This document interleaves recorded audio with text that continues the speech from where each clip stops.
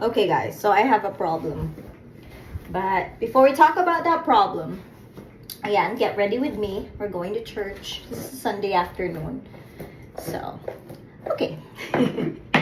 Like I said, I have a problem because I'm actually not planning to take, content creation that seriously anymore because sobrang busy na ako when it comes to first of all, my kids. They're going to be both in elementary and first grade si Tammy, Xavier's gonna be in fifth grade, so I'm gonna be super busy as a mom.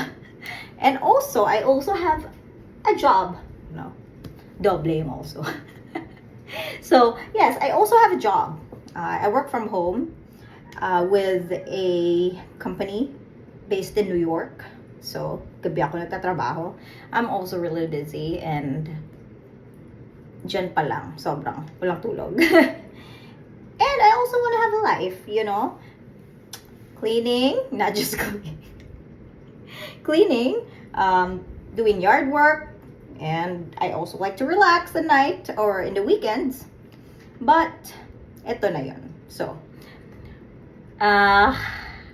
the problem is, it's actually a happy problem because someone messaged me from a dating site. It's actually a legitimate dating site, and they asked me to partner with them. So you know how content creators are.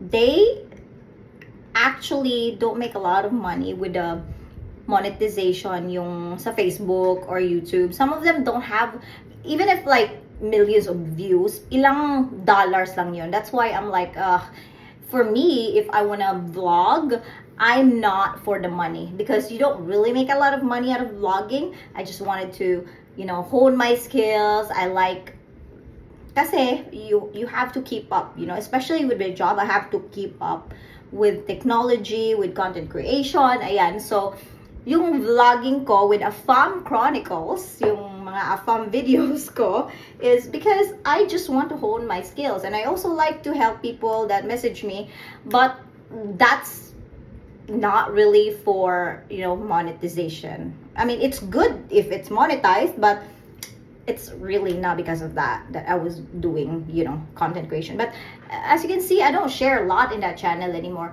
But then, someone messaged me saying that they want me to partner with them.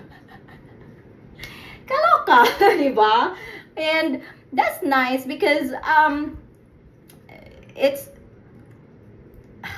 it's a good partnership. You make commissions.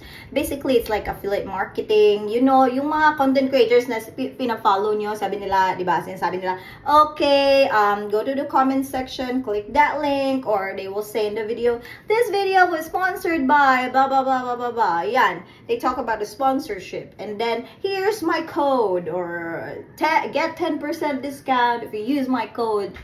Stuff like that. They're actually going to have a meeting with me. We're going to schedule for a meeting so we could talk about our partnership. And the problem is, well, it's really good, it's good for the money. Maganda yung, how would I say, nakakatulong ka sa mga taong naghahanap ng ganong resources, and you make money. On top of that, make parang legit vlogger ko na or influencer because of that. But then I really don't have the time. So I was actually trying to, take a little break sa pag-vlog in that channel. But then I didn't know that I was getting noticed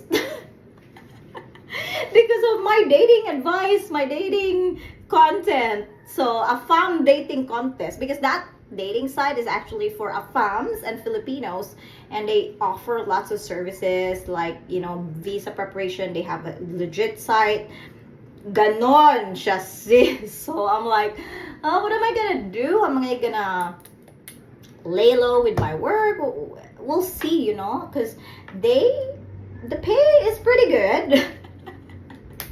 Yun nga lang, I just don't have that much time anymore. So, I have actually a lot of content ideas. Walang problema. Yung editing is, and then filming, yung problema ko talaga is, I don't have time to edit. Because when I make videos, I don't like it when I just make videos and yun lang. Like, I don't want to make mediocre videos. I learned how to edit my videos like years and years ago. Hindi pa uso yung YouTube. So, mga, 15 years ago, nag-edit na ako ng videos. That's why I like it when I make, presentable videos. Yun yung problema, matagal akong nag-edit. So, it really takes a lot of my time. And, I don't know, what do you guys think? Do I accept this? Do I keep on doing this? Do I have sleepless nights again? Because right now, my sleep is actually getting better, my schedule. And that was my New Year's resolution, kind of having a good night's sleep this year, because last year was terrible. So, yun lang. I have a thumb problem. That's my thumb problem is, I don't know if I should accept it or not. What you guys think?